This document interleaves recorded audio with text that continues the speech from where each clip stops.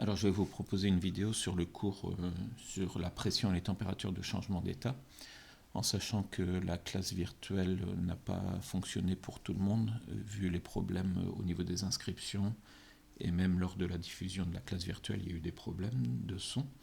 Donc je vous propose cette vidéo qui va faire un rappel du cours que l'on a déjà fait en classe. Alors une petite introduction sur ce qu'est la matière. La matière est composée de particules et elle peut se trouver sous trois états, solide, liquide et gazeux. En faisant varier la température, on peut passer d'un état à un autre. Alors il existe 4 changements d'état que vous devez connaître: la fusion, la solidification, l'évaporation et la liquéfaction.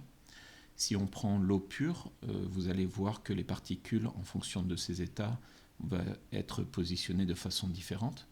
Et grâce à un changement de température, on peut passer d'un état à un autre.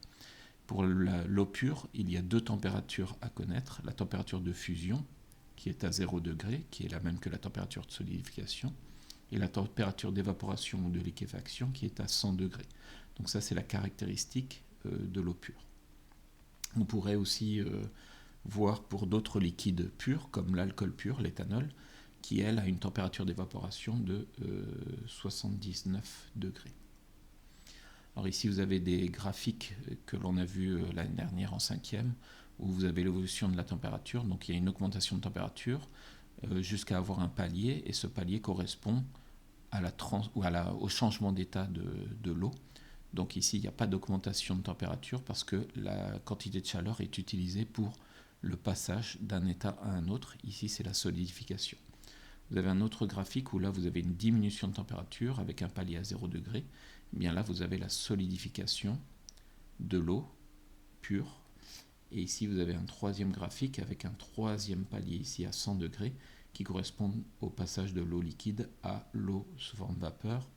Donc le palier correspond à ce changement d'état qui va correspondre à des températures bien précises pour chaque corps pur. Alors le sujet qui nous intéresse ici, c'est plutôt la pression. Donc en 4e, on va voir la pression de l'air ou la pression d'un gaz. Pour mesurer la pression, on va utiliser un appareil qu'on appelle un manomètre, dont l'unité, ici vous pouvez la lire, c'est HPA, donc hectopascal. Vous avez une seringue où ici le piston, on ne pousse pas et on ne tire pas sur le piston, donc le piston est en équilibre. Vous avez d'un côté la pression atmosphérique, c'est-à-dire la pression de l'air, et de l'autre côté la pression à l'intérieur de la seringue. Alors comme ici on est sur un équilibre, la pression à l'intérieur de la seringue est égale à la pression atmosphérique. Et on voit que cette valeur est proche de 1000 hectopascales. Bien, la pression atmosphérique, elle est de 1013 hectopascales pour être précis. Si maintenant je pousse sur le piston, je vais réduire le volume à l'intérieur de la seringue et je vais voir qu'il y a de moins en moins de place entre les particules, donc il va y avoir beaucoup de choc entre les particules, ce qui fait augmenter la pression.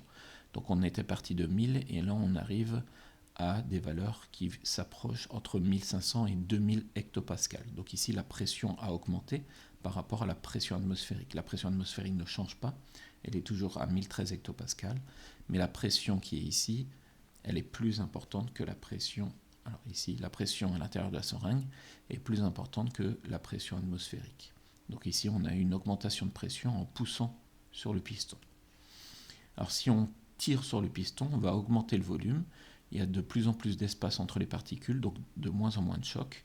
Et on va voir que cette pression, elle va diminuer par rapport à la pression atmosphérique qui est toujours de 1013 hectopascales.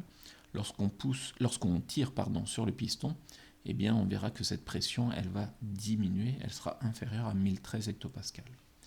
Alors la pression, on pourrait la comprendre comme le nombre de chocs entre les particules.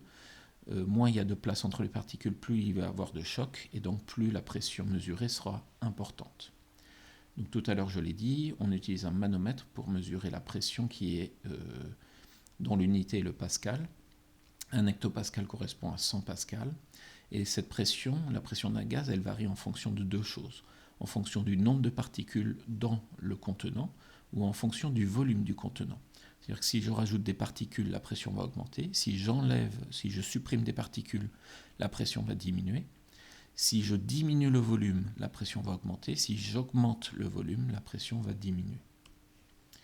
Alors ici, vous avez une petite vidéo que vous pouvez trouver sur YouTube qui va montrer comment évolue la température d'ébullition de l'eau en jouant sur la pression. Alors on va prendre de l'eau qui est chaude, qui n'est pas à 100 degrés, qui est à 60 ou 80 degrés. On va la mettre dans une seringue et on va tirer sur le piston pour diminuer la pression à l'intérieur de la seringue et on va voir que l'eau va commencer à s'évaporer. Donc vous avez l'ébullition de l'eau et la vapeur qui se forme lorsque la pression ici dans la seringue est faible. Si je reviens à une pression normale, en fait l'ébullition va s'arrêter. Alors il y a une autre expérience où on va mesurer la température de l'eau au début de l'expérience. Donc ici on est à 60 degrés. Il n'y a pas d'ébullition de l'eau, il n'y a pas d'évaporation de l'eau puisque la température est trop faible, il faudra atteindre 100 degrés.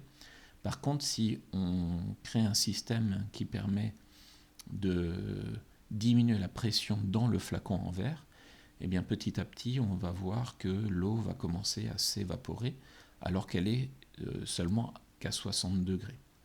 Donc ici, on voit bien l'ébullition de l'eau. Et si on revient à une pression normale, eh bien petit à petit, l'ébullition va stopper, va s'arrêter. Et à la fin de l'expérience, on va mesurer quand même la température de l'eau lors de cette fin d'expérience pour voir si on a atteint 100 degrés ou pas. Et on va voir que, en fait, la température de 100 degrés n'a jamais été atteinte. Ici, on est à une température d'eau qui est d'environ 47,9 degrés. Donc on est en dessous des... Alors ici, oui, ça augmente, donc 60 degrés. On est toujours à 60 degrés. En fait, c'est la pression qui a fait varier la température d'ébullition. La température de l'eau n'a pas changé, mais comme la pression était plus faible, eh bien, l'eau s'est évaporée plus facilement. Alors, si je regarde maintenant cette expérience, si j'analyse cette expérience en tirant sur le piston, je diminue la pression dans ma seringue et l'eau commence à bouillir même si on n'est pas à 100 degrés. En relation avec ça, on va analyser un graphique qui correspond à la pression atmosphérique mesurée en fonction de l'altitude. Donc là, on se trouve au niveau 0, au niveau de la mer, et ici, on va monter en altitude, et ici, on a une valeur qui arrive jusqu'à 10 000 mètres d'altitude. Mais on va voir que la pression atmosphérique au niveau de la mer, elle est à peu près 1000 hectopascales, et plus on monte en altitude, et plus cette pression, elle diminue. En sachant que le Mont Blanc est à environ 4810 mètres, donc on se trouve de 4, 6, 8, 4800 c'est à peu près ici, mais on va se trouver à une pression d'environ 550 hectopascales. Donc on passe de 1000 hectopascales à 550 hectopascales en haut du Mont Blanc.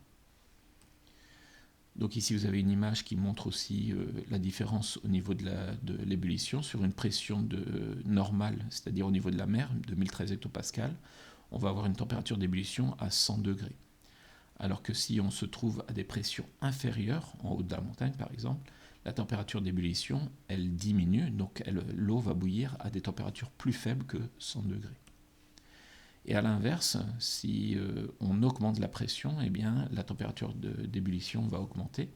Ici, vous avez deux images qui vont le montrer. On est sur des conditions normales de pression, 1013 hectopascales. Donc 1013 hectopascales, c'est la même chose que 1,013 bar. C'est la deuxième unité de pression qu'on peut utiliser.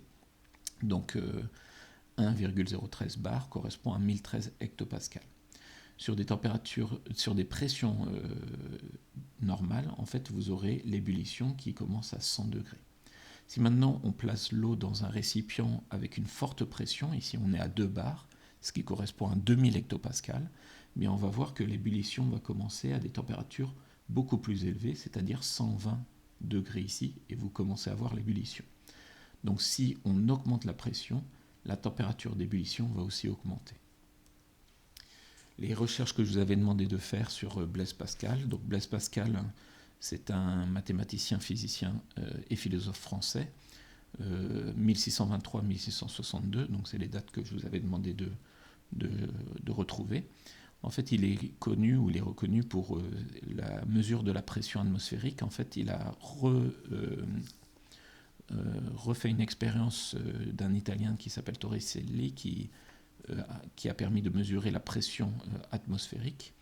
Et en fait, il a comparé la pression atmosphérique au niveau de la mer et en haut d'une montagne. Et en fait, il a remarqué que la pression en altitude était inférieure à celle qui était au niveau de la mer.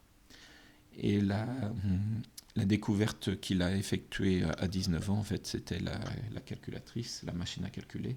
Donc ça aussi, vous deviez le trouver. C'était en devoir à faire pendant cette semaine de confinement.